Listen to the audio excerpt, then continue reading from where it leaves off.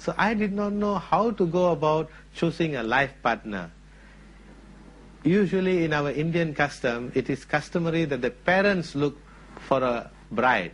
But in my case, my parents were against my decision to become a Muslim. So they will not look for a good Muslim bride. But Allah has His ways.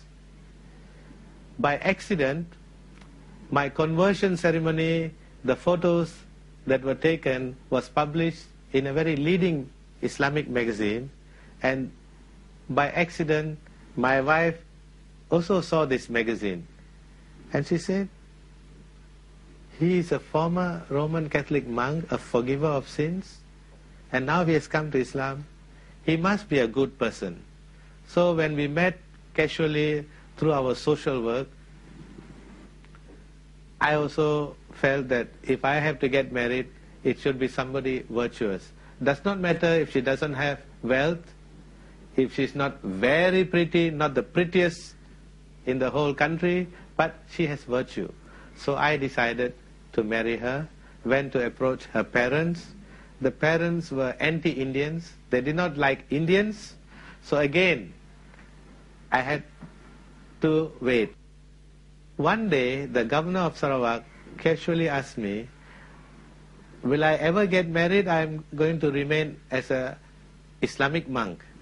So I told him, I want to marry local girls, but the parents don't like me.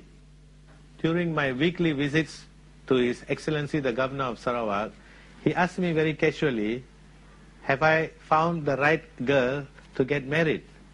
And I told him of my problems. I said, finally I have found a virtuous woman, but unfortunately her parents do not want an Indian son-in-law.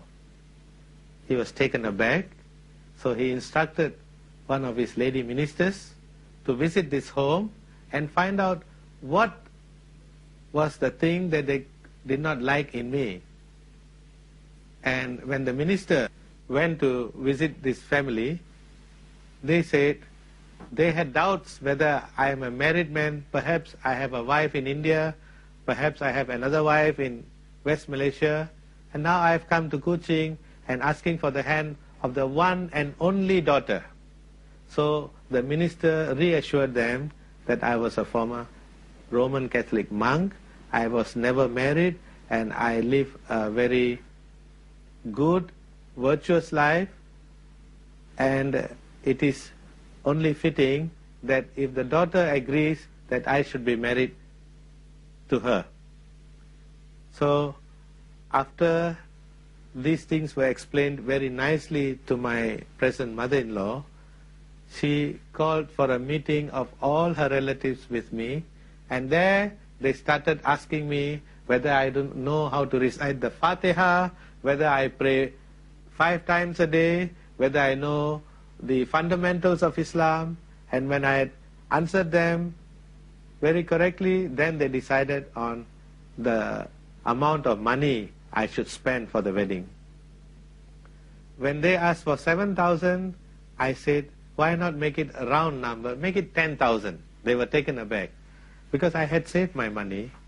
So we decided on that day that we will spend $10,000, and we had a very simple wedding, but to make it very, very memorable, even the governor of Sarawak attended my wedding. So in 1983, 27th March, I got married to my present wife. And I have now 2 sons and work in a clinic in Kuching, but I'm doing da'wah because in the past many years as a Christian monk, I had baptized many, many thousands of non-Christians, and I've brought Christianity to them. So now, to repent for all my wrong deeds in the past, I am doing da'wah to all the rural areas in Sarawak. I wish to conclude, wabillahi taufiq wal hidayah, wassalamu alaikum wa rahmatullahi wa barakatuh.